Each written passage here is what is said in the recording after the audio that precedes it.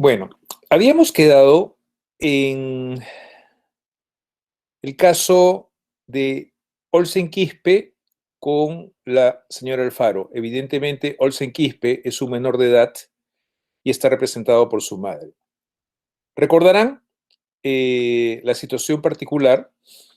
El señor Custodio Quispe, en este proceso, que es de impugnación de maternidad, hace el siguiente relato histórico, ¿no? Que fue pareja, fue conviviente de la señora Alfaro, pero que terminaron su relación, ¿no? Y él se casó con otra señora, la señora Oblitas. Ahora bien, según el relato histórico, insisto, este señor fue a un laboratorio, se hizo un espermatograma y por alguna extraña razón, según afirma este señor, la señora se apoderó, la señora Alfaro, ¿se entiende? Se apoderó de este material genético y mediante una ovodonación, ¿ah? El óvulo de otra persona, fertiliza este óvulo donado con el material genético del señor Quispe, sale encinta, da a luz una niña y le interpone una demanda de alimentos al señor Quispe. Ese es un paso previo. Entonces, según este relato histórico, ¿se debería considerar al señor Custodio padre o no de esta niña? ¿Alguien? ¿Nadie? Según ese relato, profesor, buenos días, no, porque prácticamente hace ver como que no ha firmado ningún documento y que simplemente se usó sin su debido consentimiento. Ya, no obstante, si se hace una prueba de ADN, saldrá que el señor es progenitor. Entonces, bajo este razonamiento, la voluntariedad sería relevante. Pongo un caso poco elegante, definitivamente, pero para que los llame un poco a la reflexión. Imaginémonos que una pareja tiene relaciones, el señor usa un preservativo, una vez culminado todo, deja el preservativo, qué sé yo, en un tacho, ¿m?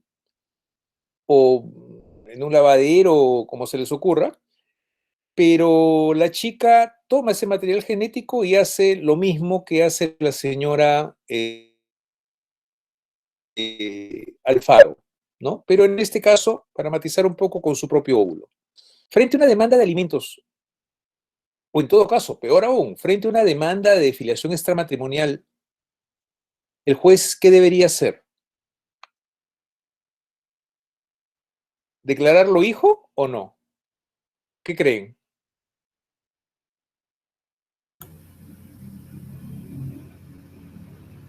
Sí, profesor. Jesús, Debería declararlo hijo. entonces, ¿cuál es la diferencia entre uno y otro caso? ¿O no hay diferencia?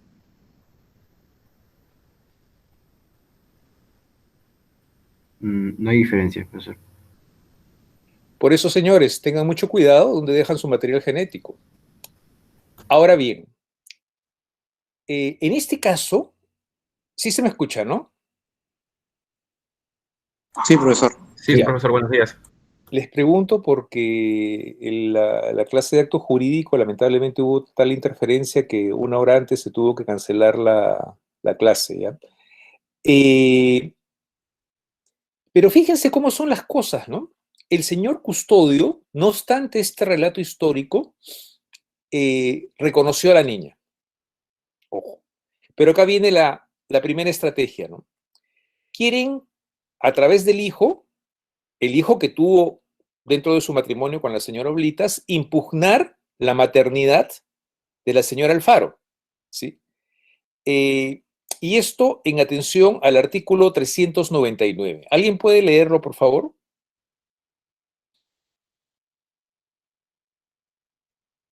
(399)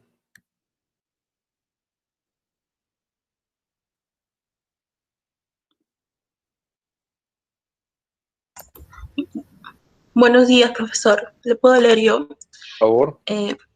Bien, dice la impugnación del reconocimiento, artículo 399.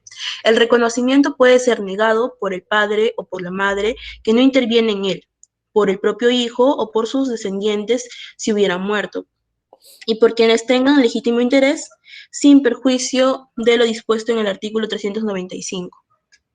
Ya. El caso sube a casación solo por una discusión formal. La pregunta es, ¿el hermanito o medio hermano, como se suele decir, de la niña, tiene legitimidad para obrar, o perdón, legítimo interés, como dice el 399, para impugnar la maternidad? ¿Qué creen?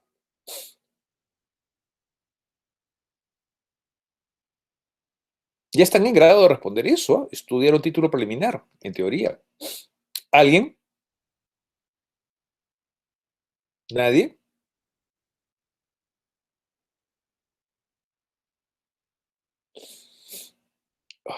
¿Alguien puede leer el artículo 6 del título preliminar?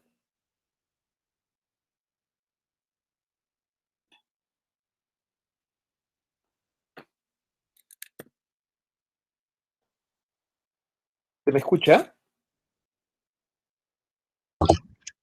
Profesor, ¿me Sí, logra escuchar?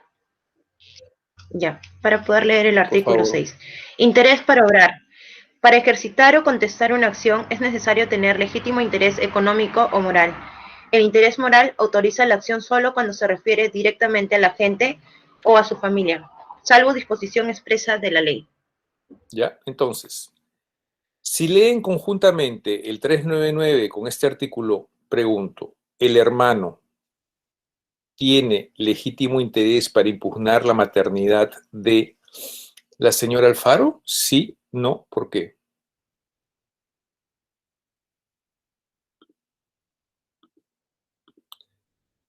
Señores, les agradecería si fueran más reactivos, ¿sí?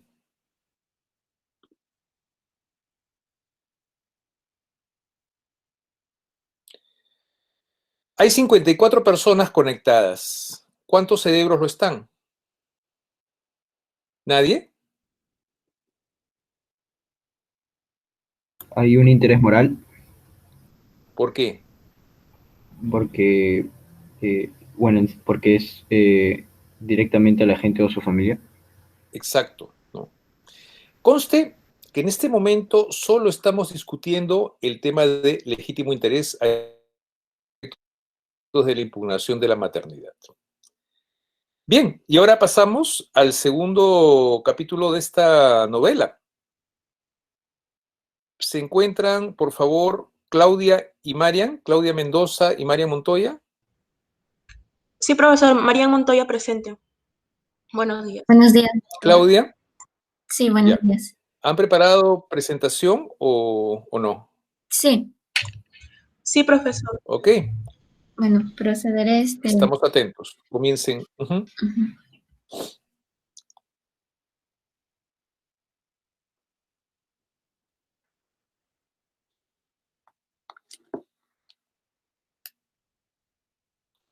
Mientras Claudia se está conectando, les voy a pedir un favor a eso de cerca de las 8:30.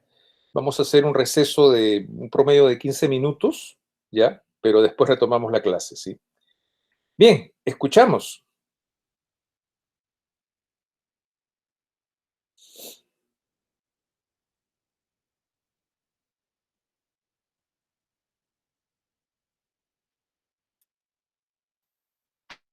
Se me ve, Se te se me ve ve y se ve tu pantalla.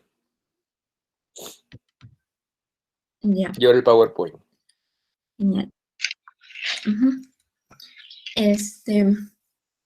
Bueno, buenos días con todos. Mi nombre es Claudia Mendoza y en esta oportunidad vengo en representación del señor Custodio Olsen Quispe Condori, quien es el que está interponiendo esta demanda, ¿no? Y por la otra parte tenemos a la señora Alfaro y Pranor. Bueno, procederé a relatar los fundamentos de hecho, es decir, qué fue lo que exactamente sucedió. Bien, En el año 2004, María Alicia Alfaro Dávila fue la ex conviviente de mi defendido, el señor Custodio Olsen Quispe Condori. Como toda pareja, obviamente por decisión de ambos, decidieron tener relaciones sexuales con la finalidad de tener descendencia. Y esto debido a la avanzada edad de la señora María Alfaro y sus ansias de ser madre. Se podría decir que la señora estaba ya en el límite de entrar a la menopausia, ¿no? Entonces, debido a la incapacidad de generación de descendencia de forma natural de la señora Alfaro, mi defendido accedió, a pedido de ella, a la realización de técnicas de reproducción asistida, para lo cual contrató los servicios de Pranor, Sociedad de Responsabilidad Limitada. Y ojo, para que quede más claro aquí, quiero hacer una distinción entre Pranor y Concebir. Concebir es la clínica en sí, y Pranor es el laboratorio el cual se encarga de hacer la combinación de los gametos tanto del hombre como de la mujer, es decir, el espermatozoide y el óvulo. Lo colocan en un plato de laboratorio y luego lo pasan a una incubadora. Es ahí donde ocurre la fertilización. Y el embrión resultante de ello se coloca dentro del útero materno. Solo para tener esas distinciones, ¿no? Entonces, Pranor realiza la fertilización y Concebir es la clínica en donde se realiza la transferencia embrionaria. Bien, sigo con los hechos. La condición para la realización de la fertilización in vitro siempre fue, ojo, la de realizarse con sus propios gametos. O sea, que iban a usarse los espermatozoides de mi defendido y los óvulos de la señora Alfaro. Ese era el trato o en lo que habían quedado ellos dos como pareja, ¿no? Entonces, el 5 de agosto del 2004, ambos firman la autorización de fertilización in vitro y transferencia embrionaria. Y el 18 de agosto del mismo año, la señora le hace firmar 3 hojas en blanco que luego vendrían a ser el convenio de realización de técnicas de reproducción asistida. Más adelante abundaré en estos 2 documentos, así que por ahora lo voy a dejar por ahí. Tras la firma de estos documentos se comenzó con el tratamiento. Sin embargo, por X motivos se separaron. Transcurrido ya tiempo desde que sucedió la separación, mi defendido se entera por medio de una prueba de ADN que es padre de una niña que hace poco había nacido y que la señora Alfaro la tenía en su custodia, sin ser ella su madre, ya que fueron los óvulos de una tercera persona los que procrearon a la menor. ¿Eso qué quiere decir? Que la señora Alfaro, sin permiso, utilizó los gametos de mi defendido para juntarlos con los óvulos de una mujer desconocida. Es decir, esa niña, la cual la señora tiene la custodia, es más hija que mi defendido, que incluso de ella, ¿no? A ver. Ahora, entonces, lo que pedimos es que se declare judicialmente la nulidad de los actos jurídicos contenidos en los siguientes documentos, el cual, uno, es la autorización de fertilización in vitro y transferencia embrionaria, que se firmó el 5 de agosto del 2004, y el segundo es el convenio de técnicas de reproducción asistida de fecha de 18 de agosto del 2004. Y como petitorio accesorio pedimos que Pranor, con su gerente general, el doctor Luis Gilberto Noriega Oces, corra con la manutención permanente e indefinida en el tiempo de los 4 embriones que se mantienen crioconservados en sus instalaciones, ya que fueron realizados con méritos de actos nulos, así como se impida su futura utilización sin el consentimiento de mi defendido. Estos son los 2 documentos que firmaron la autorización de fertilización in vitro y el convenio de técnicas de reproducción asistida. Más adelante abundaré en ello, así que solamente los paso a mostrar. Ahora, en cuanto a los fundamentos de derecho. Primero que nada, decir que la señora Alfaro le vino ocultando a mi defendido que ella era infértil. Estaba ocultando un dato que cualquier persona, por razones obvias, se lo debería de contar a su pareja. Pero la pregunta es, ¿cuál era el propósito de ocultar semejante dato? ¿Habría sido para sacar provecho de ello? ¿O para utilizar a mi defendido simplemente para cumplir el deseo de la señora de ser madre? O sea, no solo era que tenía dificultades de procrear, como ella le dio a entender al señor Quispe, sino que no podía tener hijos por el hecho de que era infértil, cosa que jamás se lo comentó ni comunicó a mi defendido. Y para que quede más claro, podemos decir que una cosa es someterse a una reproducción asistida para que te ayuden a que tus propios gametos procreen, y otra muy distinta es ser infértil y utilizar gametos de una tercera persona. En ese caso, se estaría hablando de una ovodonación. Y la condición por la cual mi defendido aceptó someterse a la fertilización in vitro siempre fue que debía utilizarse sus propios gametos, tanto de él como el de la señora Alfaro, cosa que no sucedió. Y aquí traigo de nuevo las 3 hojas en blanco que la señora Alfaro hizo firmar al señor Quispe. Y él de buena fe lo hizo. Pues fue ahí donde ella colocó términos que mi defendido no sabía, como la fertilización que se iba a dar por ovodonación, para lo cual voy a proceder a citar lo que dice el artículo 7 de la Ley General de la Salud, o sea, la ley número 26842, que es esta y el cual dice: toda persona tiene derecho a recurrir al tratamiento de su infertilidad, así como procrear mediante el uso de técnicas de reproducción asistida. Y ojo, hasta ahí todo bien, eso no se le negó a la señora Quispe. Pero aquí viene la cuestión. Siempre que la condición de madre genética y de madre gestante recaiga sobre la misma. Y ojo con eso, ahí dice claramente que debe ser la misma persona que da los óvulos y la que va a gestarlos. ¿Y eso fue así? Claro que no. La señora Alfaro, y vuelvo a repetirlo, utilizó gametos de una tercera persona para juntarlos con los espermatozoides de mi defendido sin su consentimiento. Ahora bien, usando el argumento a contrario, en el artículo 7 se puede decir que la ovodonación no está permitida porque la ley establece que las condiciones de madre genética y de madre gestante recaigan sobre la misma persona, concluyendo así que la ovodonación es ilícita. Es por ello que se debe declarar nulo el convenio de realización de técnicas de reproducción asistida, que debe ser proporcionada por la emplazada Alfaro Dávila. Ahora, recurriendo también a los artículos 140 del Código Civil y el artículo 219 del mismo, en donde indican claramente que un acto jurídico es nulo cuando su fin sea ilícito. Claramente se ve que el fin de la señora Alfaro iban en contra de una ley imperativa, es decir, una ley de carácter obligatorio, de cumplimiento obligatorio, la cual es el artículo 7, como ya lo mencioné hace un momento.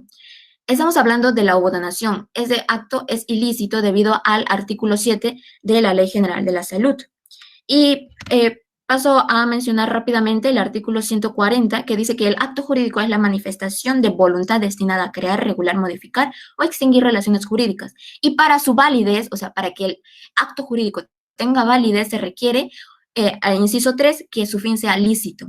Al igual que lo que dice el artículo 219, el acto jurídico es nulo, inciso 4, cuando su fin sea ilícito. Claramente se ve que la ovodonación es un acto ilícito debido a la ley imperativa que manifiesta el artículo 7 de la Ley General de la Salud. Es por ello que se pide que se declare nulo ese acto jurídico. Y para reforzar ese argumento, presento ante ustedes la prueba de ADN, donde claramente se ve que hubo una ovodonación por parte de un tercero. Es decir, que la señora María Alfaro no fue la donante del material genético presente en la niña Alicia Beatriz Alfaro Dávila. Aquí se ven las personas que se sometieron a la prueba de ADN, el cual está muy defendido el señor Custodio Olsen Quispe Condori, la señora María Alicia Alfaro y la menor. Por aquí, en la parte de abajo, dice que la señora María Alfaro Dávila no es donante del material genético, es decir, que hubo una tercera persona que donó. ¿Eso qué quiere decir? Que hubo una ovodonación, el cual es un acto ilícito.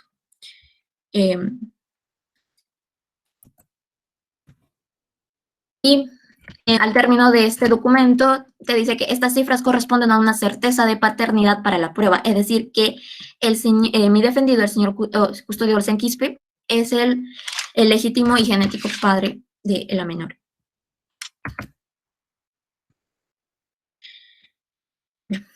Asimismo, quiero apelar al artículo 5 del título preliminar del Código Civil, donde tipifica que es nulo el acto jurídico contrario a las leyes que interesan al orden público o a las buenas costumbres. Y a su vez citar el artículo 9 del título preliminar de la Ley 26842, que establece que la forma de salud es de orden público. Eso es lo más resaltante que quiero decir. Y solo por citar una que otra doctrina, me voy a ir con la del doctor Aníbal Torres Vázquez, en su tratado sobre acto jurídico. Señala que la causa del acto jurídico es ilícita cuando se opone a las leyes imperativas, al orden público o a las buenas costumbres. Entonces, en estos tres que acabo de mencionar, hablan sobre un acto que se debe considerar nulo cuando vayan en contra del orden público. Aplicado al caso, claramente se ve que el convenio de fertilización asistida lo transgrede, debido a que el acto va en contra de las normas imperativas, como es el caso del artículo 7 de la Ley General de la Salud. Ahí claramente tipifica que debe ser la misma persona que da los óvulos como la que los gesta. Y la señora Alfaro lo que hace es una ovodonación, lo cual es motivo por el cual se declara la nulidad absoluta del acto jurídico.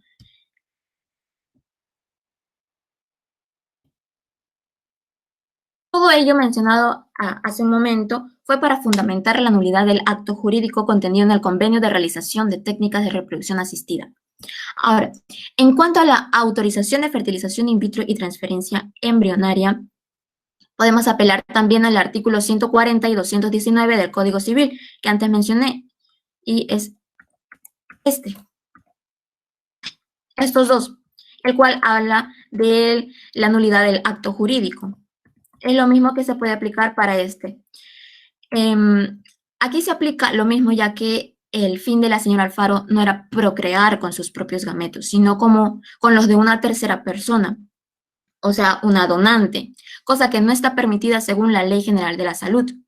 A su vez, podemos notar dentro de la autorización, este es un fragmento de la autorización in vitro, de fertilización in vitro, en donde textualmente dice que se usarán los embriones de la señora María Alfaro y el señor Quispe.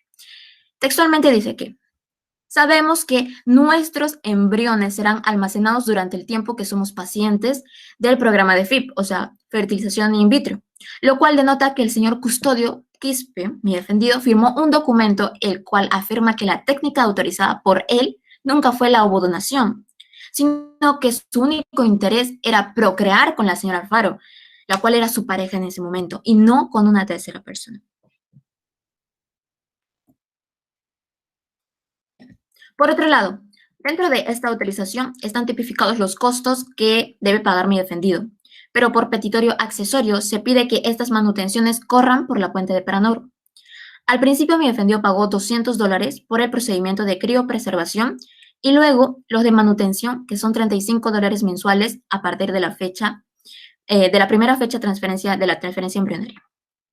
Entonces, lo que se pide es que Paranor corra con los gastos de la manutención de los 4 embriones que se mantienen crioconservados en sus instalaciones, ya que estos fueron méritos de actos nulos. Como también se pide que se impida su futura utilización sin el consentimiento del señor Quispe. Y todo esto debido a los daños por parte de esta compañía junto con la señora Alfaro hacia mi defendido. Ahora bien, continuando con la nulidad de este acto jurídico, me basaré también en lo que dice textualmente este documento del cual procederé a leer. Entiendo que este consentimiento solo es válido para este ciclo. ¿Qué quiere decir con ello? Que una vez que ya exista un concebido, se termina o cierra el ciclo y esa autorización queda por terminada y por ende ya no tendría validez alguna. En este caso, ese acto debió haber finalizado con la concepción de la niña, de la menor, ¿no? Se sabe además que el concebido incluso ya nació. Es por ello que con mucha más razón queda por terminado el procedimiento de fertilización in vitro y la transferencia embrionaria. Es decir, que ya terminó el ciclo. Como ya terminó el ciclo, este acto queda nulo, queda terminado, queda por concluido. Y por si fuera poco ello, me puse a indagar y encontré que dicha autorización no cumple con las normas técnicas del consentimiento informado contenidas en los formatos aprobados para la elaboración de historias clínicas de establecimientos de salud, que exigen que las autorizaciones deben ser suscritos de forma conjunta por los interesados y por el médico tratante. Obviamente tiene que ir los nombres de los interesados, nombres y apellidos del médico y el que los asistirá. y su número de colegiatura. Ojo con ello, su número de colegiatura y sello y nombre del doctor. Todo ello dispuesto por la resolución ministerial del MINSA, por la norma técnica 022 del MINSA, DES B01. Es por ello que la clínica estaba obligada a ceñirse a esta formalidad, porque ya se le había establecido con anterioridad y no la cumplió. Aquí les muestro la autorización de fertilización in vitro y transferencia embrionaria. En la parte izquierda vemos la primera hoja, donde en la parte superior dice bien claro que es un consentimiento informado. Ojo con eso. Luego voy a proceder a mostrar la norma técnica, donde habla específicamente del consentimiento informado. Entonces ya vemos que en el documento se dice que es un consentimiento informado.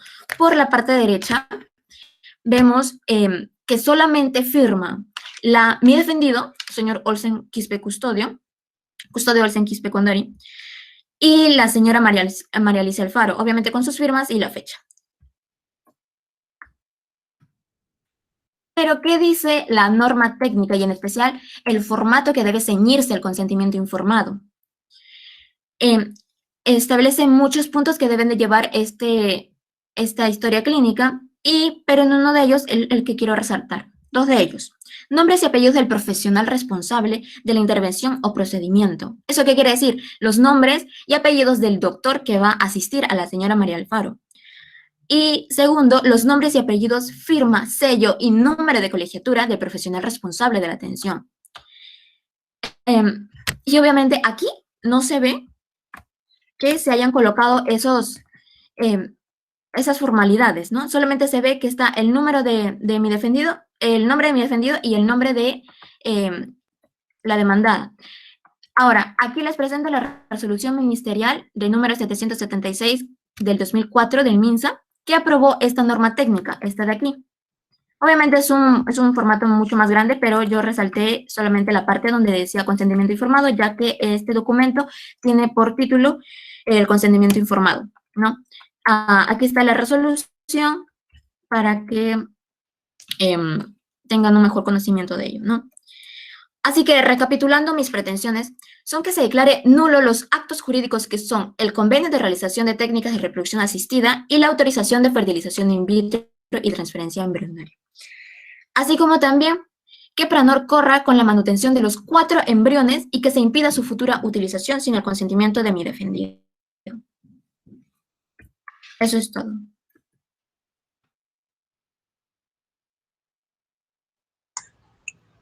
Claudia. Profesor. Sí, un momento, por favor, solamente un momentito, Claudia. Claudia, excelente. Quiero que regresemos a la fundamentación jurídica. Tú solamente invocas nulidad, ¿correcto? Por fin ilícito. Correcto. En el caso original, incluso se desliza el tema de inducción-error. No has utilizado esa argumentación. No, solo usé estas. Ya, perfecto. No, me parece muy bien. Me parece muy bien. Ya, sigamos. Parte demandada.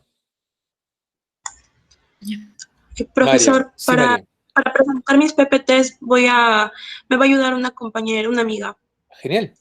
Es que no puedo presentarlas. No te preocupes. Ya.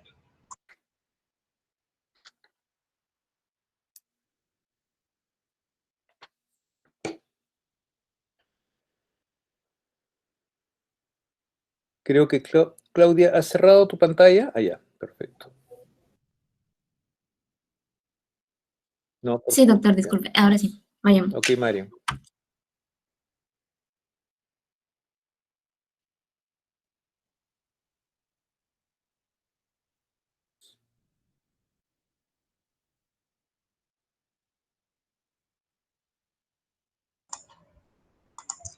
Bien, buenos días. Ay, perdón, me olvidé de prender la cámara. ¿Se me observa? Sí, Marian, sí. Gracias. Buenos días, estimados miembros de esta sala virtual. Quien les habla es María Montoya Saxara y soy la defensa que representa a la señora María Alicia Alfaro Dávila y Pranor, que es la parte demandada.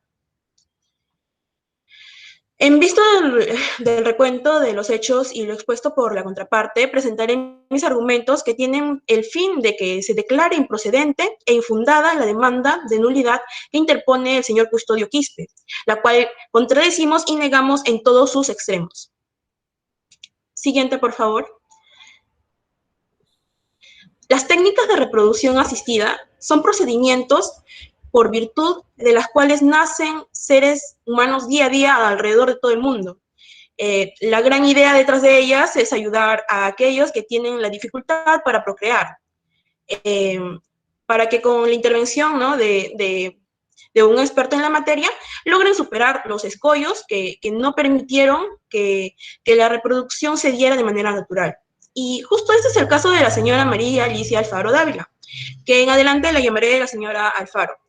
Ella, junto al señor Custodio Olsen Quispe, al cual llamaré en adelante señor Quispe, tenían las ansias de traer al mundo un bebé, un o una bebé. Por esto acudieron a una clínica de reproducción asistida en pleno uso de sus facultades. Eso hay que tenerlo muy en cuenta. Ahora, el señor tiene una familia distinta a la señora Dávila, puesto que se separaron por X motivos, antes de llegar a consumar el hecho para el cual habían acudido a la clínica. En estos momentos se trata de anular, ¿no?, por la contraparte, los actos jurídicos presentes en los documentos, tanto el convenio de realización de técnicas de reproducción asistida y la autorización de fertilización in vitro y transferencia embrionaria, alegando que el señor, esto hay que tener muy presente porque lo voy a tomar por partes, alegando que el señor no tenía conocimiento de la infertilidad de la señora Dávila, que la ovulación es ilegal en nuestro país, y ya en último caso que se le hizo firmar hojas en blanco e insinúan que los documentos son algo así, por así decirlo, falsos, si no me equivoco. Bien, se puede decir muchas cosas, pero la cuestión es probarlas. Siguiente, por favor. Gracias. ¿El señor Quispe realmente desconocía de la infertilidad de la señora Alfaro? Siguiente, por favor. Gracias. Pues, según el convenio de realización de técnicas de reproducción asistidas, el señor tenía conocimiento de la infertilidad de mi patrocinada, pues ahí expresamente él manifiesta en el apartado tercero del documento, como se puede observar, que se tiene problemas para procrear naturalmente y que ya habían intentado otros medios, pero no se consiguió. Pues bueno, como era su deseo, de manera libre, consciente, informada y responsable, recalcamos eso, que es responsable de los actos que conllevan, ¿no?, firmar este documento, someterse a las técnicas de reproducción asistida, en este caso a la in vitro. Siguiente, por favor. Y en el apartado cuarto se menciona que se realizará a través de una técnica de reproducción asistida denominada FIFTIN, y ahí mismo se menciona en qué consiste. Y también en la Red Latinoamericana de Reproducción Asistida, que reúne aproximadamente el 90% de las clínicas que existen alrededor de Latinoamérica. Bien, básicamente se hace mediante la técnica de reproducción asistida denominada FIFTIN, se hace mediante un método al unir extracorpóreamente en un plato de laboratorio los gametos espermatozoide y ovocito. Si se produce la fertilización, esto es, si el ovocito es penetrado por el espermatozoide, el embrión resultante será transferido al útero, en donde tendrá lugar la anidación. Pues bien, observamos también que en este convenio se recalca que el espermatozoide será del padre y del óvulo de una tercera persona. Siguiente, por favor. Bien, entonces de ahí concluimos que el señor Quispe conocía que el gameto femenino a utilizar era el de una tercera persona y, por tanto, de la infertilidad de la señora Alfaro. Pues, caso contrario, se hubiera expresado en el documento que se usarían los propios gametos de la señora, lo cual nunca sucedió. Siguiente, por favor. Tengamos presentes también en el apartado octavo del mismo documento, para que no quede dudas, se manifiesta que las partes leyeron el documento y que se responsabilizan sobre las consecuencias del presente acto. Siguiente, por favor. Bien, acá tenemos lo que se denomina la autorización de fertilización in vitro y transferencia embrionaria. Según el artículo científico, el consentimiento informado, una visión desde el ejercicio de derechos sexuales y reproductivos, de Darwin Hidalgo, quien es profesor de bioética de la Universidad San Martín de Porres, de Lima, nos menciona que en el documento basta que existan las firmas de las partes, que en este caso vendría a ser el señor Quispe y la señora Alfaro. Y también podemos observar que sería bueno que la otra parte también haga anotar todo el documento, porque ahí aparece también los nombres de los médicos, que son Luis Noguera Aces, Luis Noriega Parcella, Amelia, y todos, y son como cuatro doctores, los cuales están encargados de brindarle la información pertinente y la que requieran la pareja que fue en algún momento, para poder acudir de manera libre e informada acerca de la técnica de reproducción asistida denominada FIT. Siguiente, por favor. Bien, pasemos al punto donde insinúan que los documentos son inválidos, teniendo en cuenta lo anterior también.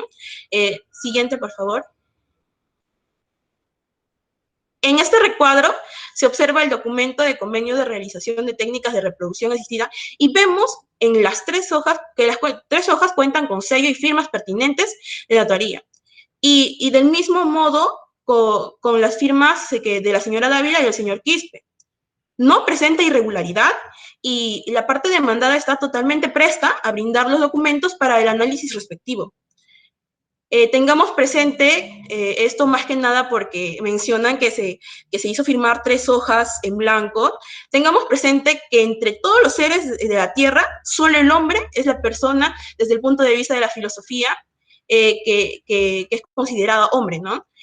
Una de las cualidades de la persona es la libertad, que implica un juicio o valoración anterior a sus actos. Elegir una cosa u otra dada su inteligencia. Entonces, se establece que gracias a la inteligencia el hombre tendrá la necesidad de optar por lo más conveniente de acuerdo a su ética y la moral. Entonces, al manifestar la validez de los documentos y el conocimiento del señor Quispe, pasamos al punto donde se menciona que la donación es supuestamente ilegal en nuestro país. Siguiente, por favor. Gracias. Pues la donación es realmente contraria a la ley en nuestro país.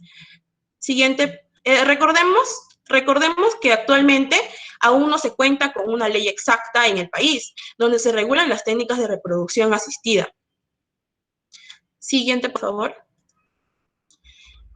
Lo único que tiene nuestro ordenamiento, eso cabe recalcar, es el artículo 7, que también usó el artículo 7 de la ley 26.842, la cual también explicó nuestra contraparte desde su posición.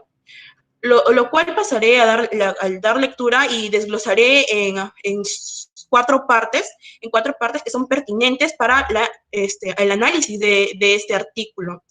En la primera parte, tomándolo en cuenta así, toda persona tiene derecho de recurrir al tratamiento de su infertilidad, así como a procrear mediante el uso de técnicas de reproducción asistida. Hasta ahí todo bien, esta es la primera parte. Luego dice, siempre que la condición de madre genética y la madre gestante recaiga sobre la misma persona. Ahí ya tenemos un poco más de problemas y un poco más de discusión en la doctrina acerca de eso.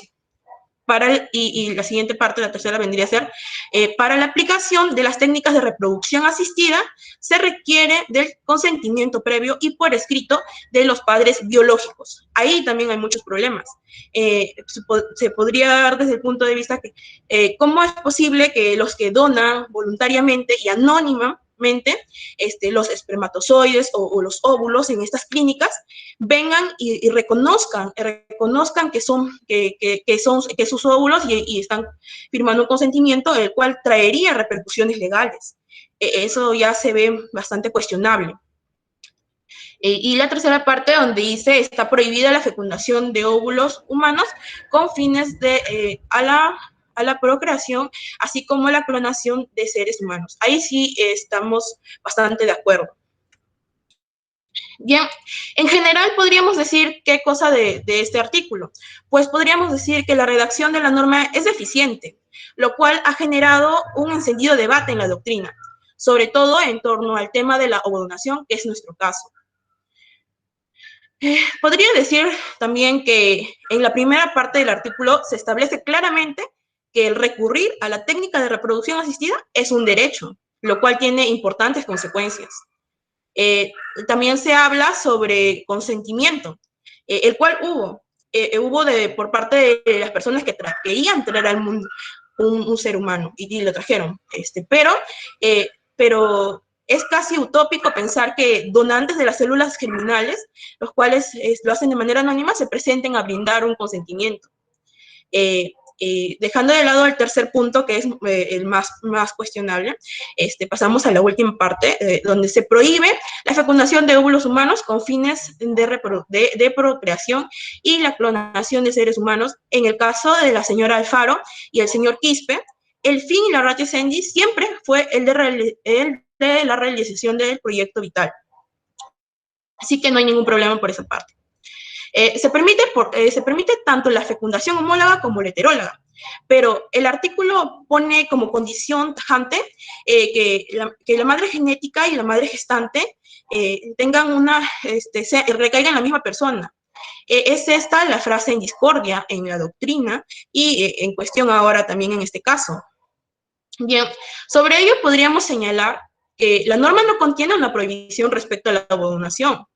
En el último párrafo, el artículo contiene como dos prohibiciones respecto a la FIP.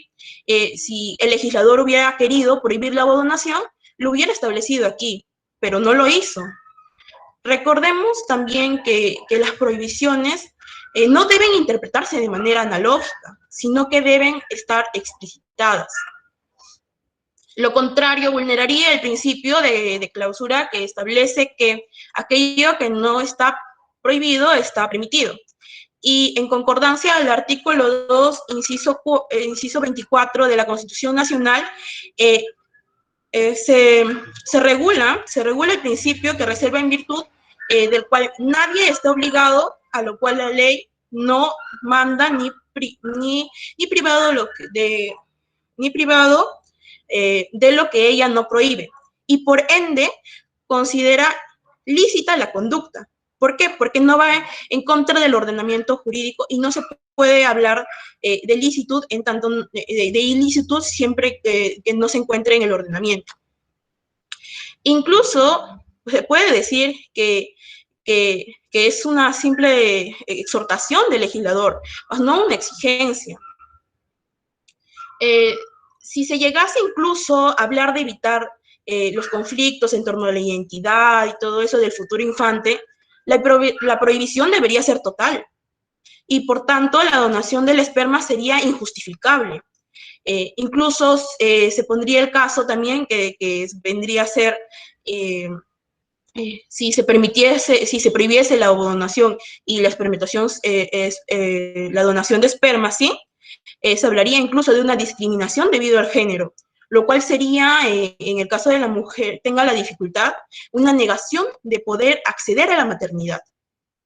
También hay parte de la doctrina que menciona que lo que se impone con este artículo es el comúnmente llamado maternidad subrogada, pero se debe tener en cuenta también algo respecto a eso, aunque no es nuestro caso, se debe tener en cuenta de que puede darse el caso en maternidad subrogada de que coincida la madre genética y la madre gestante y se utilice el esperma del varón de la pareja.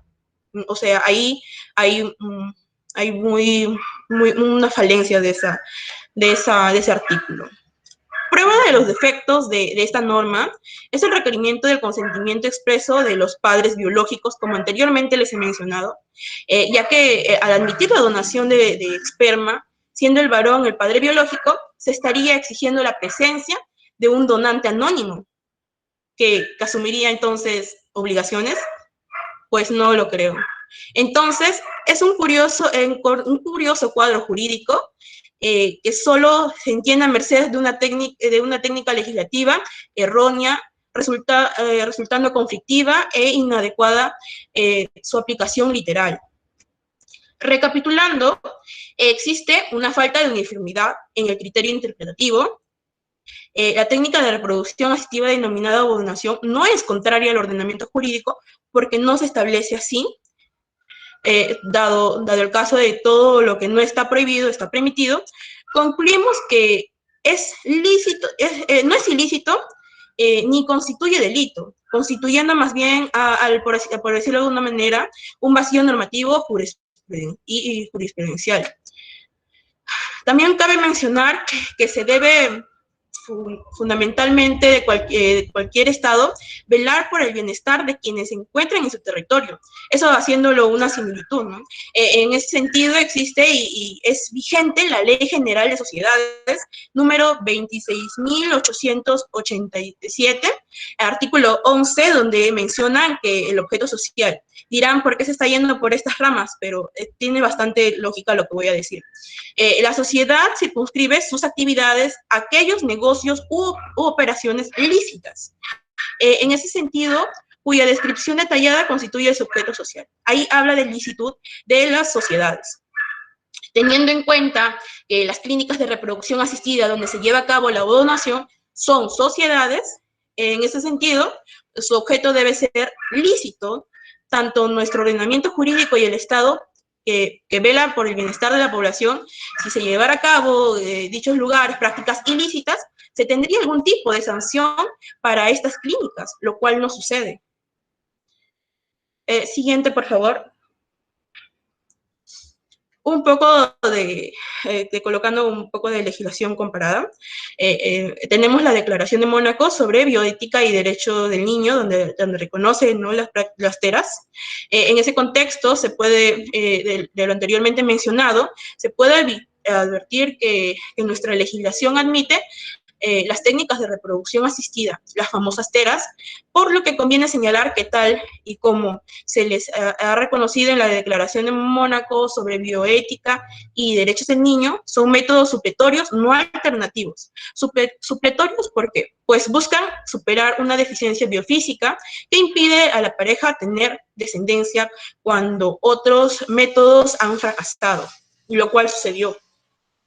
Debemos considerar que el objetivo primordial de las técnicas de reproducción asistida es el procurar el individuo una familia, desarrollarse como persona plena e íntegra dentro de un contexto social, también poner al alcance la ciencia al ser humano, pues esta es la única que se nutre y se beneficia, aunque también se beneficia en otros aspectos, pero es el que más se beneficia del uso de estas nuevas tecnologías. Siguiente, por favor. Bien, ahí nuevamente tenemos el apartado cuarto, donde se especifica que se realizará la técnica de FIPI, que en otras palabras es la ovodonación, y el apartado siguiente, por favor. Gracias. Y el apartado octavo, donde se manifiesta que se leyó el acuerdo, lo cual configura, siguiente, por favor, una manifestación de voluntad válida. Eso lo recalco 2 veces, por eso es que puse 2 veces las imágenes para que se recargue que fue una manifestación de voluntad válida y además ratificada en el documento también que lo mencioné con anterioridad, el de fertilización in vitro y transferencia embrionaria.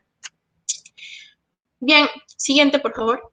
Bien, ahora, antes de continuar con este grupo de artículos, de cuerpos normativos, de ciertos artículos, ¿no?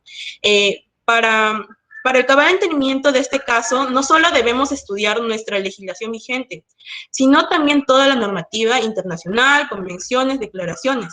Y respecto a eso, encontramos lo que es la afiliación en la legislación española. La cual establece en el artículo 6, en el artículo 8, que ni el marido ni la mujer, cuando hayan prestado su consentimiento previo y expresamente a determinada fecundación con contribución de donante o donantes, podrá impugnar la afiliación del hijo nacido,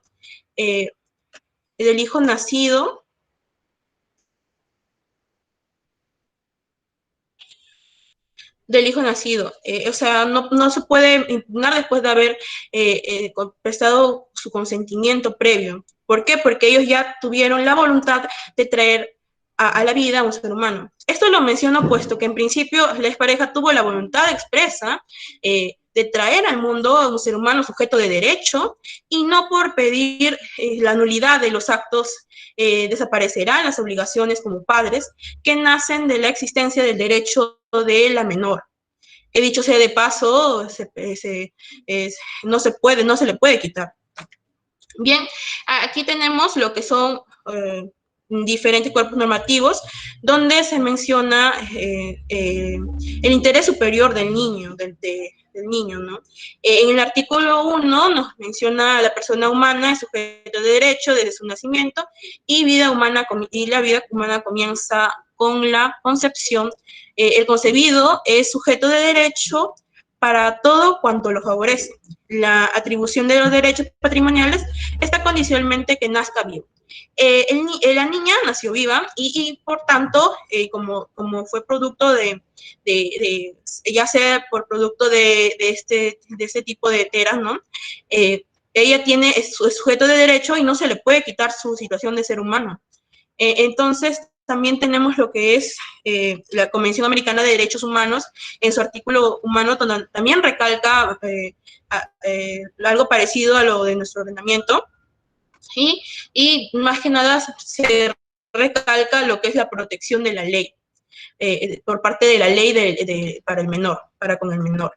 Y por último tenemos la Convención sobre Derechos del Niño, donde se presenta en el artículo 2 su vinculación de parte del ordenamiento jurídico para velar por lo que se encuentra en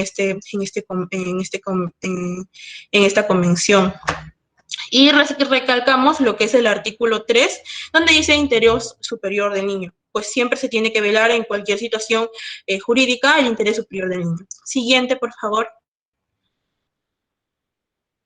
Gracias. Bien. Consecuencias del proceso de fecundación, tenemos que tener en cuenta cuáles fueron.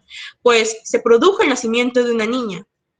Y esta es protegida en virtud de lo mencionado anteriormente, tanto el artículo 1 del Código Civil, artículo 4 de la Convención Americana sobre Derechos Humanos, el artículo 2, 3, 6 y 12 de la Convención sobre Derechos del Niño, que regulan los principios rectores sobre el interés superior del niño. Esto para tenerlo muy en cuenta. Siguiente, por favor. Bien. De acuerdo a todo lo mencionado, también me valdré del artículo 140 del Código Civil para ver, ¿no?, los siguientes puntos que consideran la validez de este acto jurídico. Pues hubo pleno uso de las capacidades de ejercicio. ¿Por qué? Porque la pareja lo firmó con el consentimiento y ahí expresamente se dice que se tuvo que leer el documento antes. Además, las clínicas siempre han velado por brindarle toda la información pertinente acerca del caso. También objeto física y jurídicamente posible. Claro que sí, porque jurídicamente y físicamente fue el producto de la niña. Y por último, el fin ilícito, recapitulando que no existe una prohibición en nuestro ordenamiento jurídico.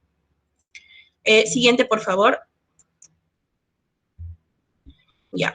Frente a esto, se debe tener presente que la nulidad del acto jurídico, sea el caso de que se dé, ¿no?, lo cual lo dudo, presenta que la nulidad del acto jurídico es la sanción de ineficiencia estructural por la omisión de algunos requisitos que la ley establece para que el acto jurídico sea válido. O sea, que incurra en vicios que inciden en los requisitos en el momento de la concertación del acto jurídico.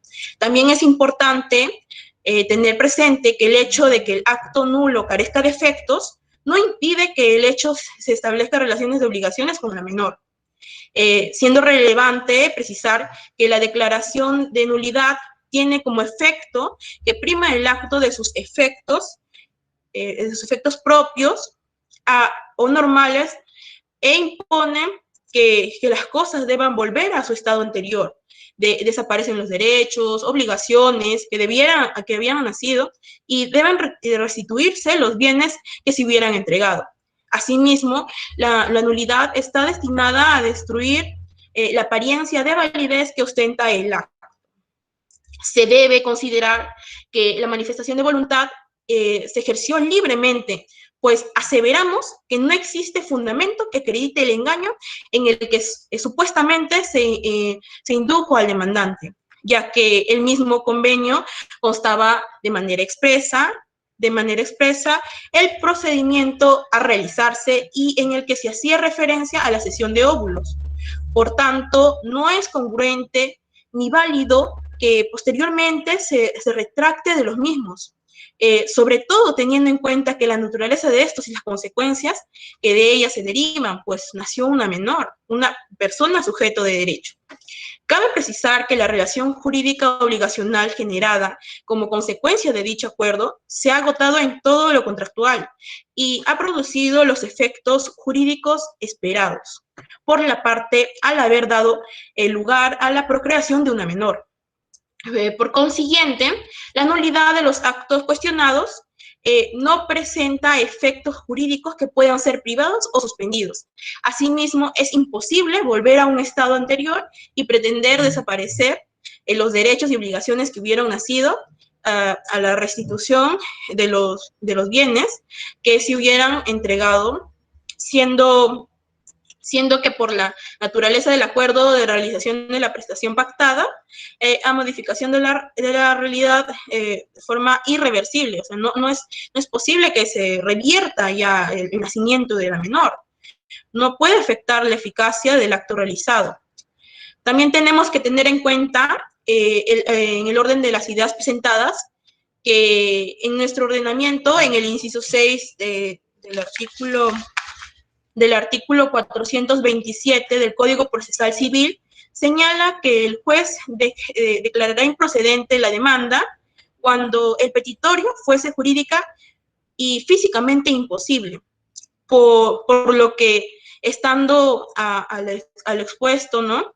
Se evidencia que existe imposibilidad física y jurídica para declarar la nulidad en los actos jurídicos, para decretar la nulidad de los actos jurídicos que se demandan, puesto que no es posible eliminar, retroceder ni modificar los efectos generados. En fin, tenemos que recalcar, siguiente por favor, que todo lo mencionado es para declarar infundadas las pretensiones de nulidad de acto jurídico contenidos en dichos documentos. Gracias, eso es por mi primera parte. Muy bien, Mariam. ¿Réplica, Claudia? Sí, voy a tocar todos los puntos que ha dicho la contraparte. Y el primero es que la señorita cita a un profesor de una universidad, el cual dice que no se deben ceñir a las normas técnicas, que dice que las normas técnicas de consentimiento informado no son del todo para seguirse, y lo cual procedo a desestimar debido a que una resolución, como voy a proceder a presentar.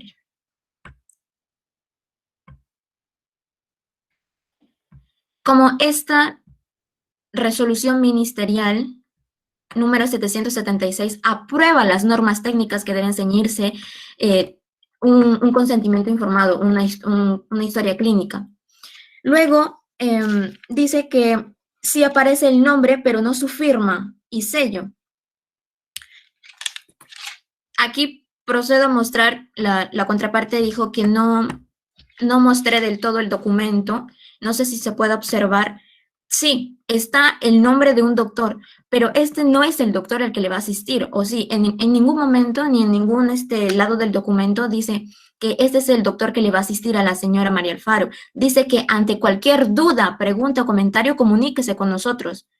Eso no es que ese doctor es el que le va a asistir, simplemente le está diciendo que él es el doctor con lo que la señora puede preguntarle cosas o comentarle, y aparte en ningún momento trae el sello ni la firma de estos doctores, simplemente trae el número de teléfono, ¿qué más? El correo electrónico y nada más. No es el doctor el que le va a atender a la señora Alfaro, no trae los requerimientos que pide la norma técnica, el cual debe ceñirse todas las historias clínicas.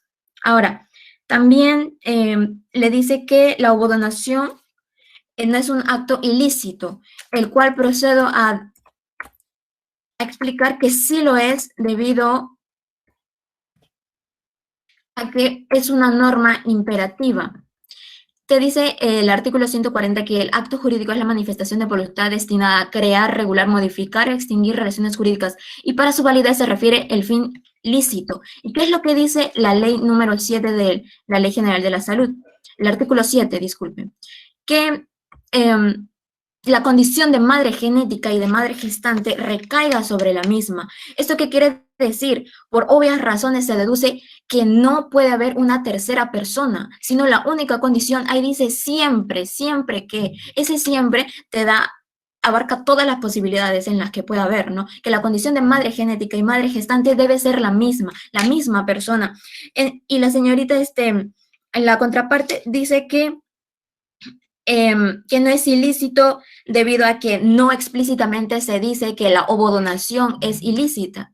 El legislador tampoco es que te va a poner todas las excepciones, te especificará todo, sino ahí claramente se deduce que la condición de madre genética y la madre gestante recaiga sobre la misma. ¿Eso qué quiere decir? Que no puede haber una tercera persona y con la ovodonación existe una tercera persona. Así que claramente podemos decir que la ovodonación es ilícita.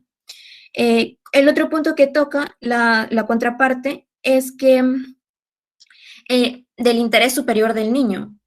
Y aquí podemos observar que si la señora María Alfaro hubiera querido el interés superior del niño, no hubiera hecho esos actos ilícitos, debido a que el niño debería crecer en una familia conformada por su padre, madre, y si fuera hermanos, ¿no? En cambio, la señora María Alfaro no le importó que la niña creciera sin un padre, sin una figura paterna, y simplemente hizo lo que ella quería hacer, simplemente por sus fines propios, el sueño de ella de querer convertirse en madre, y al no poder hacerlo naturalmente, pues recurrió a técnicas ilícitas para cumplir su sueño de convertirse en madre. Ahora, el otro punto es que no se le negó a la señora, como aquí podemos observar, de recurrir a un tratamiento de reproducción asistida, una técnica de reproducción asistida. Eso no se le negó en ningún momento a la señora, como afirma la contraparte. Lo que aquí fue el conflicto o la parte en donde hubo problemas es que la condición de madre genética debía ser la misma que la de la madre gestante. Y eso no fue lo que sucedió. Aparte, mi defendido no tenía conocimiento de que se iba a realizar una ovodonación. Él simplemente quería reproducirse o traer descendencia con la señora Alfaro, no con otra persona. ¿Qué más dice? Eso es todo lo que podría decir a la contraparte, de mi parte.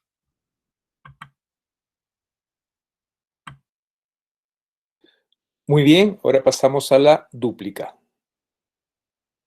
Marian. Sí, se me observa, ¿verdad? Bien, en tanto a la constitución de la demanda, nos haríamos la pregunta que casi todos creo que se están haciendo, ¿no? ¿Por qué se debería desestimar la demanda? Pues recapitulamos todo lo anteriormente mencionado, y sí me sigo ciñendo en todo lo que dije, me reafirmo lo que he mencionado, y retomamos que las consecuencias que dichos actos que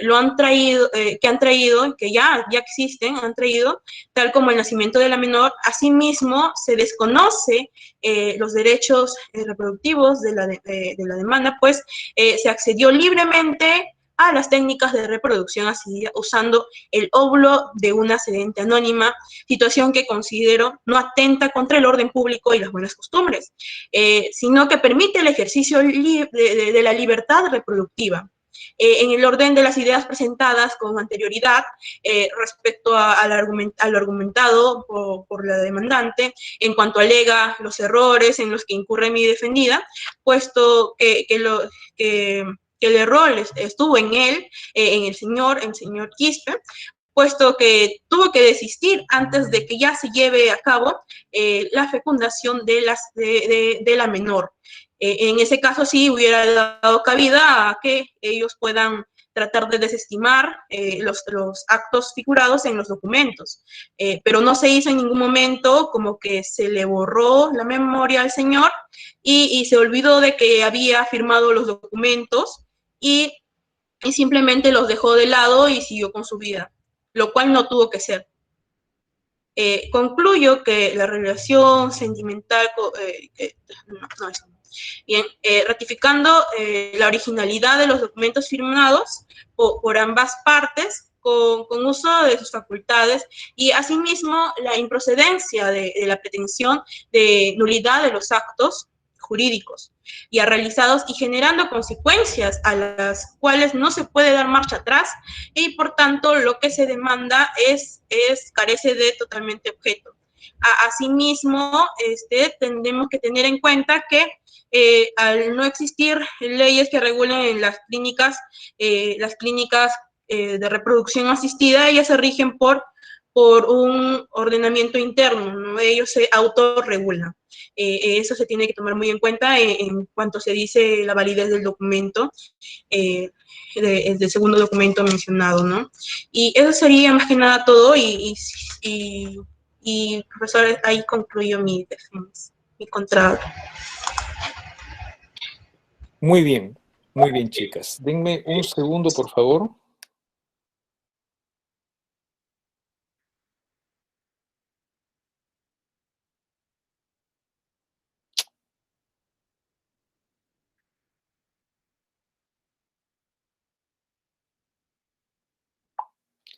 Bien, primero mis felicitaciones por su exposición. Fíjense de que esta ha sido una exposición que no solamente se ha limitado a reproducir los datos del expediente, sino también se ve claramente que ha habido investigación por parte de ustedes, una investigación adicional y no solamente eso, una argumentación propia, ¿no? Eso es lo que se busca justamente con este tipo de ejercicios. Pero hay un detalle muy curioso en este caso. Y quiero que comparemos el caso anterior con el segundo caso, ¿no? El relato histórico en el caso anterior era que el señor se había sometido a un espermatograma y vemos que no era cierto. Era que cuando eran pareja fueron a una clínica de fertilidad. Pero acá hay un tema que no creo haberlo escuchado y a lo largo del expediente, en algún pasaje, ya no recuerdo si en las sentencias o por algún lado, se pone en evidencia cuál es la profesión de ambos. Chicas, ¿ustedes tienen presente cuál es la profesión tanto del señor Quispe como la de la señora Alfaro? Sí, doctor. ¿Cuál es? La señora es obstetriz y el señor neonato se encarga de la neonatología. Médico neonatólogo, ¿no? Entonces, fíjense, ¿no? Entonces, nos queda claro que en el primer caso estaba mintiendo de que le hicieron un espermatograma y la otra se robó el material genético. Y ahora, dentro de los fundamentos, fíjense, del señor Quispe, no se olvide que en este caso ya estamos en un tema de fondo. El señor Quispe pide nulidad del acto jurídico de todos estos contratos, documentos firmados. Él poco menos dice que fue inducido error, que lo engañaron, que firmó documentos en blanco. Oigan, estamos hablando de un médico neonatólogo. Entonces, ¿cómo puede, egresado de San Marcos? Bueno, pues nadie es perfecto. ¿Cómo puede argumentar este señor seriamente que fue inducido a error? Un médico neonatólogo. ¿Cómo no puede saber cuáles son los alcances de un consentimiento informado, ¿no? Entonces, primera cuestión, y esto desde un punto de vista fáctico, resulta poco creíble que este señor haya sido inducido a error. O engañado, como afirma. Estamos hablando de un neonatólogo. Un neonatólogo que en el primer procedimiento mintió. ¿Sí? Ahora, la fundamentación jurídica, ¿no? En buena cuenta está pidiendo nulidad por finalidad ilícita, 219, inciso 4 del Código Civil. ¿Y por qué es la finalidad ilícita? porque se contraviene lo establecido en el artículo 7 de la Ley General de Salud. Vale decir de que se permite de que se recurra a las técnicas de reproducción médicamente asistidas, pero siempre que haya identidad entre la madre biológica y la madre genética. Y evidentemente la señora Alfaro, si bien es cierto, fue la madre biológica porque gestó, parió y, ojo, tiene a la niña con ella, el óvulo no es suyo. Esa es la diferencia. Entonces, la gran discusión es, ojo, que en el título preliminar de la Ley General de Salud se establece que las normas de la Ley General de Salud son imperativas, perdón, son de orden público y no cabe pacto en contrario, ¿no? Acá hay varias posiciones respecto de la interpretación del artículo 7, ¿no? Y me gustaría que ahora se abra un debate entre ustedes y cómo calificarían los alcances del artículo 7 de la Ley General de Salud en ese extremo que dice siempre que la maternidad biológica coincida con la maternidad genética. ¿Debe ser entendida como un mandato imperativo? Sí, no, ¿por qué? ¿Alguien? ¿Nadie?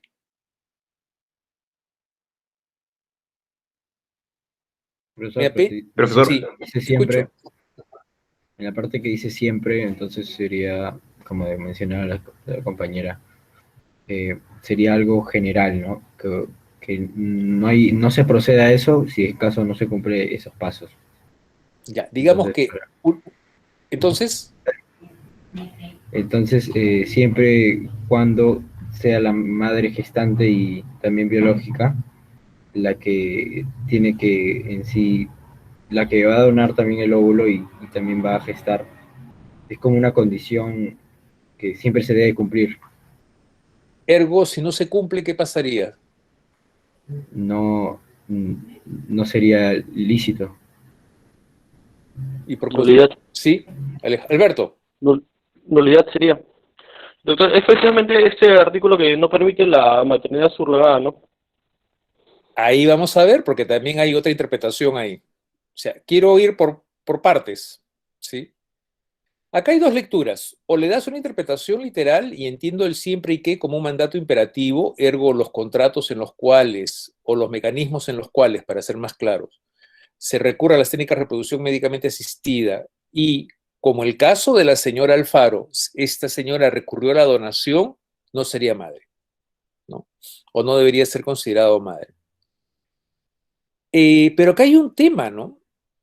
Como les digo, los actos jurídicos pueden ser nulos, pero los hijos no. Y acá se da una cosa muy curiosa, ¿no? El señor Quispe busca la nulidad de un acto jurídico que ya produjo efectos, porque no solamente la señora Alfaro dio a luz, sino que también el señor Quispe reconoció a la niña. Entonces, dígame, ¿qué relevancia jurídica podría tener la declaración de nulidad de un acto que ya produjo y sigue produciendo efectos jurídicos? Y esto, porque este es un caso que también vamos a ver de nuevo en acto jurídico, nos hace ver que no es lo que enseñaban antiguamente, o que algunos todavía siguen enseñando, que el acto jurídico nulo nace muerto. No nace muerto.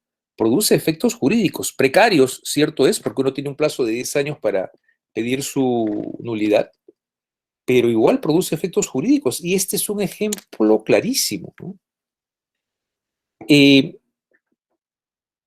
Primero que debemos de separar los escenarios. Un escenario es la validez del acto jurídico y podemos discutir si es nulo o no, y esto lo quiero reservar hasta que analicemos el último caso, porque justamente así vamos a hacer la reconstrucción interpretativa del 7 de la Ley General de Salud. Pero el otro es nulo o no, la niña nació. Entonces, ¿esa niña de quién es? Es de aquella señora que la gestó, parió y que la niña la considera como madre porque está viviendo con ella, porque se ha generado ya una familia monoparental con ella, o como un poco se deja esbozar en la primera demanda esta de impugnación de maternidad, que esa niña debería ser desarraigada de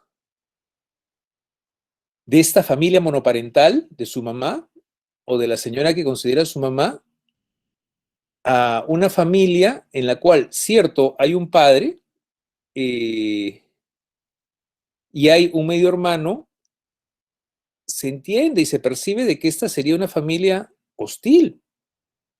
Entonces, ¿dónde queda el interés superior del menor? Entonces, ¿cómo se fallaría en este caso? ¿Qué creen?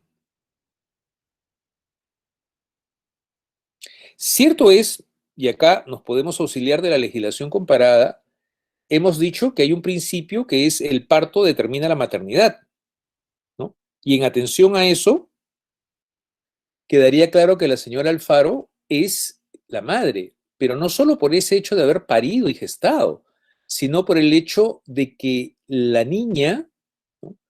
En atención a su interés superior, se identifica como una familia con su madre, con esa señora, con la señora Alfaro. Si el argumento que se esgrime en el primer proceso es que el niño tiene derecho a estar con su hermanita, nadie discute eso. Pero, por ejemplo, una manera que equilibre ambos intereses de los menores en conflicto sería un régimen de visitas, pero no llegar al extremo de desarraigar a esa niña de su familia. Señores, lo único que hace la diferencia es que el óvulo no le pertenece a la señora Alfaro. Entonces, la pregunta es, ¿un óvulo define la maternidad? Yo creo que la respuesta es no necesariamente. ¿Preguntas, dudas, comentarios? ¿Estamos Doctor, claros? buen Sí. día. En el caso, por ejemplo, el que usted mencionaba del artículo 9, según su título preliminar, perdón, Supletoriedad. el artículo 7, ajá, y Norma el jurídica artículo, pertinente. disculpe, profe. El artículo que se refiere a la norma jurídica pertinente, al iura novit curia. No, me refiero al artículo 9 del título preliminar, pero de la Ley General de Salud, en la cual al final, como usted lo mencionó, dice que nadie puede pactar en contra de ella. O sea, yo entiendo con eso de que lo convierte en un carácter imperativo, de que nadie podría pactar en contra de ella. Entonces, si es que lo interpreto sistemáticamente con el artículo 7, podría decir de que también todo acto que se practicara, en ese caso la votación, también tendría que ser considerado nulo, porque están pactando en contra de la ley. Esa es una línea interpretativa, pero también hay otra que propone una lectura constitucional del artículo 7. Y no desarrollo más porque los siguientes casos también van a incidir sobre esta interpretación del artículo 7. O sea, es una interpretación, una línea interpretativa es que es nulo porque contraviene que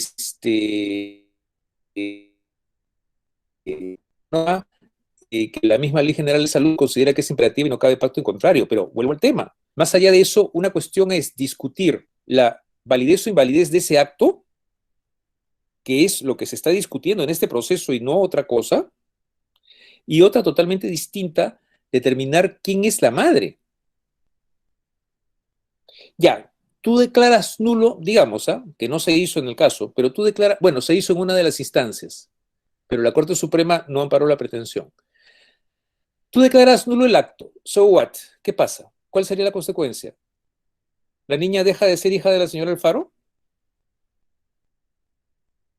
Claro, o sea, yo entiendo que en el caso en particular ya no tendría como que sentido porque como usted mismo lo dijo, ya surgió efectos y ya sigue surgiendo efectos, entonces creo que tendría que ser desestimada la demanda, pero o sea, ese es en el caso particular, pero de manera más como que abstracta, decir de que en base a esa interpretación podría ser, o sea, no se podría, no estaría o no sería lícito ese tipo de procedimientos. Por eso me gustan las abstracciones hasta cierto punto, porque en los casos concretos, y todavía nos faltan ver algunos, vamos a darnos cuenta de cuáles son los verdaderos alcances del artículo 7. Y no adelanto, porque justamente espero que las partes que argumenten los siguientes casos un poco nos den ese alcance. Y si no lo hacen, tendré que darlo al final de todas las exposiciones, ¿sí? Solamente te digo, hay una interpretación que va en la línea que tú dices, pero hay otra que va hacia una lectura constitucional del artículo 7 de la Ley General de Salud. ¿Cómo se argumenta? Eso lo vamos a ver después. ¿Está bien? Nada. ¿Sí? ¿Alguna pregunta? Sí, bueno, a diferencia, como ya habíamos visto, ¿no? A diferencia de este caso, es que él sí aprueba, ¿no? Consciente que sus espermatozoides sean, pues, utilizados para realizar ese proceso. Pero, bueno, aparentemente, según las partes que lo habían expuesto en el documento del contrato, ¿no? Con la clínica Planor, solamente está el nombre, más no está la firma. Es decir, el procedimiento, bueno, esta clínica como que actuó de una manera un poco, no sabría decirle, porque se supone que la clínica, sabiendo, ¿no? Que incluso todavía en estos casos, tiene que tener la aprobación de los padres de forma escrita, expresamente, tácitamente con todo el procedimiento pues correspondiente, ¿no? Incluyendo su nombre, sus firmas, para que no haya pues ningún problema futuro. Entonces, también habría una sanción de parte de la clínica por no saber pues cómo proceder ante estas prácticas. ¿Qué opina usted en ese Cierto, sentido? sería una sanción, pero una sanción administrativa, no una sanción que acarrea nulidad. Estamos hablando de formalidades, ¿ah? Formalidades que se han Sí, estudiado actos formalidades, jurídicos, pero son que formalidades no es... solemnes, no solemnes. Y si no se cumple con la formalidad no solente, no solemne, si es que has estudiado bien esa parte de acto jurídico, ¿sabes que eso no acarrea la invalidez? Ojo, ¿ah? Sí, Esa es la claro. diferencia justamente en la formalidad solemne y la probatoria, ¿no? Puedes incumplir la probatoria. Eso no afecta la validez del acto jurídico. Mucho cuidado, ¿ah? ¿Alguna otra pregunta? Bien, preparémonos, por favor, para el caso que sigue, que es el de Carla ¿sí? Contra Reniec. Están Milagros y Danixa. ¿Se encuentran? Sí, profesor, buenos días. Ok. A ver, ¿han preparado presentación? Sí. Sí, profesor. Ok.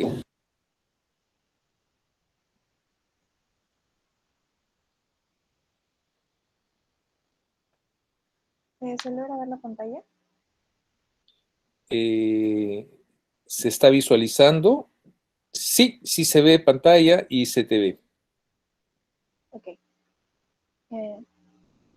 Buenos días, profesor. Buenos días, compañeros todos. Ahora les vamos a exponer lo que es el caso de Carla Monique C. Aurich en contra de Lucero Aurich de la Oliva y otros. Mi nombre es Milagro Sofía Zamata Quiñones y vengo en representación de Carla Monique C. Aurich. Vamos a empezar con los fundamentos de hecho. En el año 1992 y 1993, mi patrocinada conoce a Luis Eduardo Mendoza Barber, con quien establece una relación sentimental que se llega a concretar el 14 de junio del 2003, que se casan por civil en la municipalidad de Miraflores. Pero durante el transcurso de estos años, hasta el 2003, mi patrocinada se somete a un examen médico el 17 de julio de 1998 por constantes dolores de cabeza, que después, el 28 de diciembre del mismo año, el doctor Luis Solari le va a decir que tiene insuficiencia renal. Con exámenes posteriores se va a saber que ella tiene riñones hipoplásticos de menor tamaño en el lado derecho y retardo de eliminación por riñón derecho con ligera alteración morfológica de los cálices en ambos riñones. ¿Esto qué quiere decir? Que el riñón derecho se va a autocicatrizar, dejando de funcionar por completo, lo que va a ocasionar que el riñón derecho trabaje doble y por ello se desgaste más rápido de lo normal. El doctor le dice de que su vida correría peligro si es que ella quedara embarazada. Es por eso que esta enfermedad no es compatible con lo de un embarazo. Y le dice de que pondría en riesgo su vida y también del feto que llevaría, pues para llevar una gestación de 9 meses se necesitan los 2 riñones sanos. Es por ello que mi patrocinada, al no ver la idea de que la familia se conforme solo por ella y por su esposo, y ver que los sistemas de adopción en el Perú es un tema muy engorroso, es lo que recurre a procedimientos científicos distintos. Y es así como llega a la clínica de Miraflores, donde es atendida por el doctor Augusto Ascenso, que le dice que puede haber la posibilidad de la maternidad subrogada. Esto se llama así porque es un vientre distinto al de la madre, el que va a llevar por 9 meses al ser humano, y que este va a ser concebido por el óvulo y el espermatozoide de una pareja heterosexual, obviamente el óvulo distinto de la madre que va a gestar al niño. Y es así como la madre de mi patrocinada, la señora Jenny Lucero Aurich de la Oliva, es la que va a ofrecer su vientre para llevarse el tema de la maternidad subrogada. Esto recalcando aquí que ella lo hace con un fin altruista y por el amor que le tiene a su hija. Después de varios estudios, en septiembre del 2004 se hace la extracción de los óvulos y los espermatozoides de la pareja, de mi patrocinada y su esposo, se llega a la fecundación in vitro y luego se insertan los embriones en el vientre de la madre de mi patrocinada. Luego de llevar un embarazo normal por cesárea, luego de 7 meses y 20 días, el 6 de mayo del 2005 nace la menor, Daniela Mendoza Aurich. Desde ese momento es entregada y criada por mi patrocinada y su esposo en calidad de padres de la menor. Pero ese mismo día, la clínica Miraflores, por error, consigna en la partida de nacimiento que la madre de la menor es Jenny Lucero Aurich de la Oliva, lo que significa que mi patrocinada y la menor vendrían a ser hermanas. Esto acarrea problemas correspondientes a la patria potestad, a la herencia y a la identidad de la menor. Es por ello que pedimos que se declare a la menor Daniela Mendoza Aurich, hija de Carla Monixi Aurich y su esposo, Luis Eduardo Mendoza Barber. Además de que se ordene la rectificación de la partida de nacimiento de la menor, con los siguientes fundamentos de derecho. Primero, la menor tiene derecho a la identidad. Es por eso que en la Constitución Política del Perú, en el artículo 2, en el Código Civil, en el artículo 1, y en el Código de Niños y Adolescentes, en el título preliminar, en el artículo 1, vamos a encontrar que primero, el concebido es sujeto de derecho en todo cuanto le favorece. Es por eso que tiene el concebido, la menor, tiene derecho a la identidad. Además que el Estado debe proteger este derecho. También vemos en el Código Civil, en el artículo 20, que al hijo le corresponde el primer apellido del padre y el primer apellido de la madre, lo que vendría a ser que la menor debería llamar Daniela Mendoza sí, llevando el apellido del padre y de mi patrocinado. El niño también nos dice del Código de los Niños y Adolescentes, en el artículo 6, que el niño, niña y el adolescente tienen derecho a la identidad. Nos vuelven a recalcar que la menor tiene derecho a la identidad. ¿Pero qué incluye este derecho? Tener un nombre, adquirir una nacionalidad y en la medida de lo posible conocer a sus padres y llevar sus apellidos, lo que implica que la menor viva con mi patrocinada y su esposo y lleve sus apellidos como ya se había mencionado antes. Además, en el Código del Niño y Adolescente también encontramos que la menor tiene derecho a la familia. Y es en el artículo 8 nos dice que el niño y el adolescente tienen derecho a vivir y crecer y desarrollarse en el seno de su familia. Esto quiere decir que la menor debe seguir como hasta el momento, vivir, creciendo y desarrollarse con mi patrocinada y su esposo. Además nos dice de que el niño no podrá ser separado de su familia, sino por circunstancias especiales definidas en la ley, lo que no se está dando en este caso. Para todo esto debemos tener en cuenta que lo que prima aquí es el principio de interés superior del niño y adolescente y el respeto de sus derechos, como lo viene señalando el Código de los Niños y Adolescentes en el título preliminar en el artículo 9. Es por todo lo mencionado que se pide de que se reconozca a mi patrocinada como madre de la menor y que se rectifique la partida de nacimiento. Muy bien, gracias. Ahora la contraparte, que sería Danixa.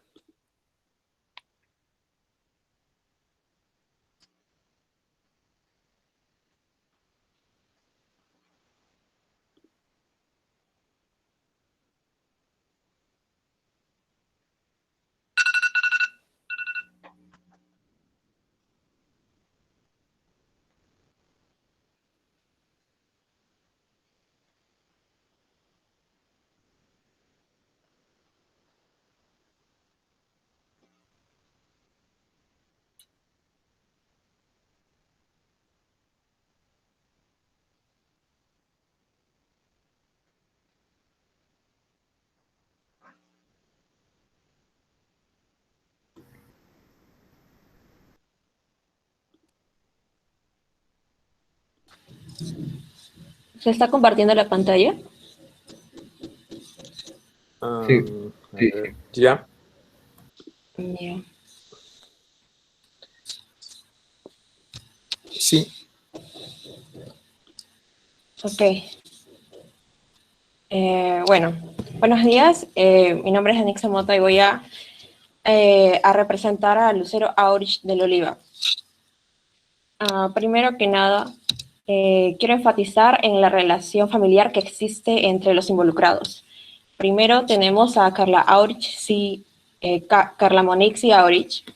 Ella es la demandante y ella conforma un matrimonio con el señor Luis Eduardo Mendoza Barber. Debido a complicaciones médicas que ya explicó mi compañera Carla Monixi Aurich, digámoslo así, es infértil puesto que no puede llevar a cabo un embarazo completo, está imposibilitada de gestar. Es por ello que la madre de Carla Monixi Aurich, que es mi patrocinada, Jenny Lucero Aurich de la Oliva, se ofrece y hay un mutuo acuerdo entre ellas para que al fin y al cabo se lleve el proceso de gestación y dé como resultado el nacimiento de la menor Daniela Mendoza Aurich. Bueno, aquí quiero recalcar que la relación tanto de mi patrocinada como la de la demandante es de madre a hija. Ahora, como ya lo mencionó mi compañera, es en la clínica Miraflores donde se hace este procedimiento de maternidad subrogada. La demandante hace una consulta médica, si es posible, concebir a través de este método, y es el doctor Augusto Ascenso la que recomienda el método de maternidad subrogada. Y es este mismo, y junto con la clínica Miraflores, las que llevan todo el proceso de gestación de mi patrocinado, tanto como la inseminación artificial, como las posteriores ecografías para evaluar el continuo crecimiento de la menor, ahora Daniela Mendoza Aurich. Ahora, es en la clínica Miraflores donde se consigna la partida de nacimiento de Daniela Mendoza Aurich, teniendo como datos, consignando como madre a mi patrocinada Jenny Aurich de la Oliva y como padre a Luis Eduardo Mendoza Barber. Y es el 9 de mayo de 2005 que se hace la entrega del certificado de nacimiento firmado por el doctor Augusto Ascenso, quien es el que llevó todo este procedimiento conjunto con mi patrocinada, evaluando el desarrollo de este embarazo.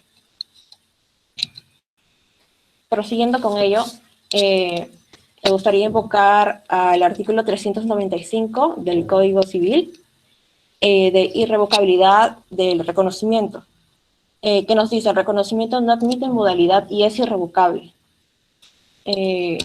Ya que he enfatizado que se ha consignado ya la partida de nacimiento, este hecho lleva a concluir que la menor Daniela Mendoza Aurich ha sido reconocida por mi patrocinada como su madre y por el señor Luis Eduardo como su padre. Por lo tanto, el artículo 395 nos da a concluir que este reconocimiento por parte de mi patrocinada sería irrevocable. Aparte, el artículo 20 del mismo Código Civil nos dice que al hijo le corresponde el primer apellido del padre y el primero de la madre. Si tomamos en cuenta la maternidad por gestación, obviamente sería mi patrocinada la que sería la madre de la menor Daniela, y se estaría rigiendo bajo la ley del primer apellido del padre y el primero de la madre. Ahora, la demandante pide dos cosas: que la menor Daniela Mendoza Aurich es la hija de la actora al haber sido concebida por su persona y por su esposo Luis Eduardo Mendoza Barber. Y la segunda cosa que pide es que se ordene la rectificación de la partida de nacimiento en la que erróneamente se ha señalado que la madre de la citada menor es mi patrocinada. En este caso, invocaría el artículo 371 de impugnación de maternidad, donde claramente señala que la maternidad puede ser impugnada en los casos de parto supuesto o de suplantación de hijo. si retomamos el caso en cuestión, no se está tratando ni de supuesto parto ni de la suplantación de hijos, por lo que si nos regimos con la norma, la impugnación de maternidad no vendría al caso. Aún así, me gustaría recalcar que hay una ley que modifica diversos artículos del Código Civil. Uno de ellos es el artículo 371, donde admite la prueba biológica en los casos de negación de paternidad matrimonial, impugnación de maternidad y en acción de filiación en la que se refieren los artículos 363, el 371 que acabo de invocar y el 373. Ahora, aunque se admita la prueba biológica, es en el artículo 361 el que limita la acción, puesto que el caso no se trata de un supuesto parto ni de una suplantación de hijo. Ahora, me gustaría enfatizar que estos nuevos métodos, estas nuevas técnicas de reproducción asistida no están debidamente regidas y delimitadas por nuestro ordenamiento civil, por nuestras normas, puesto que el problema aquí es encontrar un debido regulamiento para este caso en cuestión. Se trata de invocar el artículo 2 y el artículo 409 del reconocimiento del embarazo de parto, donde consigna que la mujer puede solicitar judicialmente el reconocimiento de su embarazo o de parto con situación de las personas que tengan interés en el nacimiento. Sin embargo, aunque este se invoque, no cabría dentro del caso que estamos tratando, ni tampoco el artículo 409, que es declaración judicial de maternidad extramatrimonial, que declara que la maternidad extramatrimonial también puede ser declarada judicialmente cuando se pruebe el hecho del parto y la identidad del niño. Aunque esos artículos quieran esclarecer ese tipo de casos, no van a ser suficientes.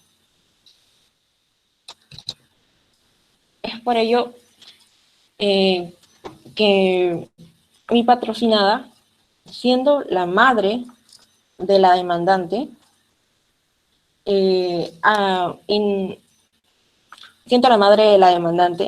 podemos notar cierta, diría yo, falta de legitimidad del conflicto, puesto que es una opinión personal, es la Clínica Miraflores la que cometió un error en cuanto a la partida de nacimiento de la menor.